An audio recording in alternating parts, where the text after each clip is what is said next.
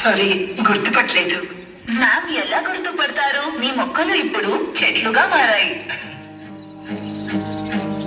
Ma'am, Anandamurthy, roll number 28. Ma'am, Sunita Reddy, roll number 18. Doctor Chinmay Shetty ma'am.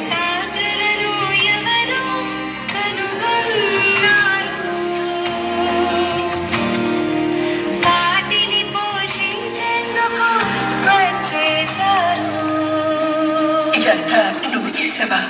Me favourite gift, batch of 95 from the batch of 25.